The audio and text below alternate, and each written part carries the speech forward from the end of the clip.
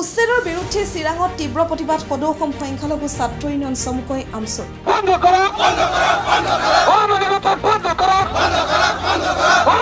কাজলগাঁৱত আমচুৰ প্ৰতিবাদকাৰীক বাধা প্ৰদান পুলিচ প্ৰশাসনৰ আজি জিলাখনৰ কাজলগাঁওস্থিত জিলায়ুক্ত কাৰ্যালয়ৰ সন্মুখত তীব্ৰ প্ৰতিবাদ সাব্যস্ত কৰি ৰাজ্যৰ মুখ্যমন্ত্ৰী ডক্টৰ হিমন্ত বিশ্ব শৰ্মাক তীব্ৰ ভাষাৰে সমালোচনা কৰি সাম্প্ৰদায়িক আখ্যা দিয়াৰ লগতে মূৰ্খ মন্ত্ৰী বুলি মন্তব্য প্ৰকাশ কৰে।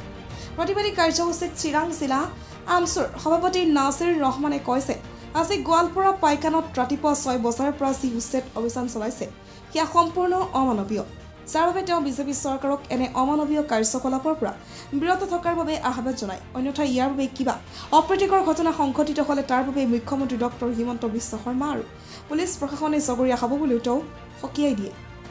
হয়, আজি আপোনালোক সকলোৱে জানে যে আমি সদৌ অসম সংখ্যালঘু ছাত্ৰ ইউনিয়নত চিৰাং জিলা আমচুৱে আমি ইয়াত প্ৰতিবাদী সমদল কাৰ্যসূচী ৰূপায়ণ কৰি আছোঁ।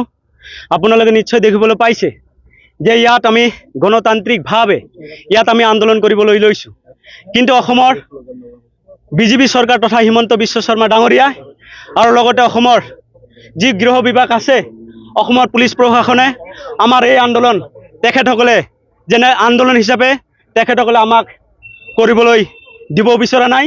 আপোনালোকে ইয়াত দেখিবলৈ পাইছে যে আমাৰ যি আন্দোলন তেখেতসকলে ৰোধ কৰিব বিচাৰিছে, আজি ব্ৰেকেটিং দি আমাৰ আন্দোলন তেখেতসকলে বিফল কৰিবলৈ চেষ্টা কৰি আছে।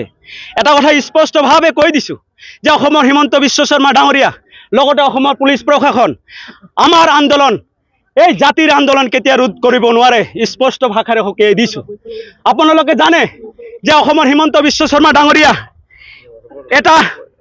এটা জাতিক যি ধৰণৰ টাৰ্গেট কৰি যি উচ্ছেদ কাৰ্য চলাই আছে, এনে উচ্ছেদ কাৰ্যক আমি তীব্ৰ ভাষাৰে গৰিহণা দিছোঁ। আজি আপোনালোক সকলে জ্ঞাত যে অসমৰ হিমন্ত বিশ্ব শৰ্মা ডাঙৰীয়া তেখেতক কোনো আইন নমনাকৈ, তেখেতসকলে সুপ্ৰিম কোৰ্ট হাইকোৰ্টৰ আইন নমনাকৈ তেখেতসকলে যি ধৰণৰ উচ্ছেদ কাৰ্য চলাই আছে, তেনে উচ্ছেদ কাৰ্যত আমি সদৌ অসম সংখ্যালঘু ছাত্ৰ নাম ধিক্কাৰ দিছোঁ, গৰিহণা দিছোঁ।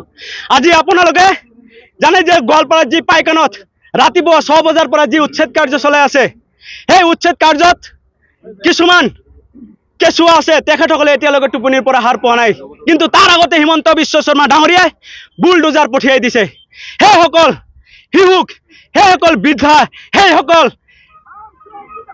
নাৰীক তেখেতসকলে যি ধৰণৰ অন্যায় আৰু অত্যাচাৰ কৰিবলৈ বুলডোজাৰ তেখেতসকলে পঠিয়াই দিছে, সেই বুলডোজাৰ কাৰ্যক অসম চৰকাৰ তথা হিমন্ত বিশ্ব শৰ্মাক আমি ধিক্কাৰ দিছোঁ, আমি লজ্জাবোধ কৰিছোঁ, আমি লাজ পাইছোঁ।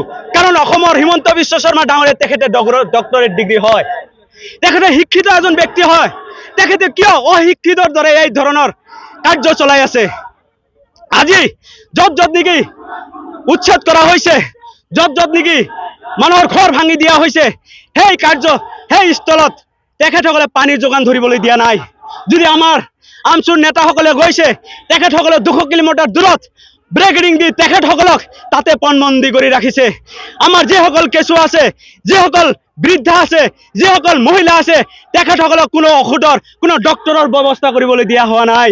আজি জানে আপোনালোকে কিমান ৰ'দৰ মাজত, বৰষুণৰ মাজত তেখেতসকলে কি ধৰণৰ তাতে বসবাস কৰি আছে, জীৱন পালন কৰি আছে, জীৱন অতিবাহিত কৰি আছে, আপোনালোকে সকলোৱে নিশ্চয় জ্ঞাত হৈছে।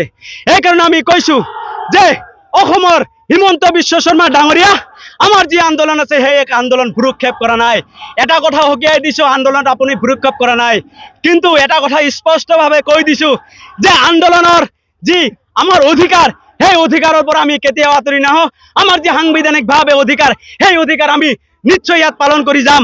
আৰু যদি সেই অধিকাৰৰ পৰা যদি কোনোবাই বিৰত কৰিব বিচাৰে আৰু যদি কোনো অপ্ৰীতিকৰ সৃষ্টি হয়, তেনেহ'লে অসমৰ হিমন্ত বিশ্ব শৰ্মা ডাঙৰীয়া আৰু লগতে অসমৰ পুলিচ প্ৰশাসনে দায়ী হ'ব।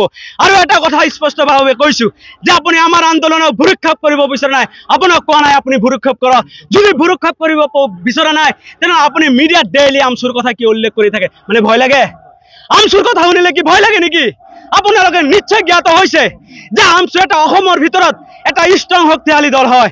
আপুনি ভয় খোৱাৰ কাৰণে প্ৰত্যেক দিন নিউজত আপুনি আমচুৰ কথা পেটু ফালি কৈ থাকে, আমচুৰ কথা আপুনি যাহা তাহা কৈ থাকে। হিমন্ত বিশ্ব শৰ্মা ডাঙৰীয়াই কৈছোঁ যে আপুনি গৰুৰ মাংসৰ ৰাজনীতি কৰে, আপুনি কেতিয়াবা গাহৰিৰ মাংসৰ ৰাজনীতি কৰে, কেতিয়াবা আপুনি কয় যদি মছজিদত যদি কোনোবাই যদি মন্দিৰত যদি কোনো মছজিদত যদি কোনোবাই গাহৰি মাংস পেলাই থৈ যায় তেনেহ'লে মন্দিৰতো মছজিদত যদি গৰুৰ মাংস পেলাই থৈ যায় গাহৰি মাংস তেনেহ'লে মন্দিৰতো গৰুৰ মাংস পেলাই থৈ আহিব। এইটো এটা হিমন্ত বিশ্ব শৰ্মা অসমৰ মুখ্যমন্ত্ৰীৰ ভাষণ হ'ব পাৰে নেকি? অসমৰ মুখ্যমন্ত্ৰীৰ এইটো ভাষণ হ'ব পাৰে নেকি? তেখেতসকলৰ ৰাইজৰ ৰজা হয়, তেখেতক ৰাইজৰ যি গাদী তেখেতসকলে ৰাইজে বহাইছে, কিন্তু তেখেতে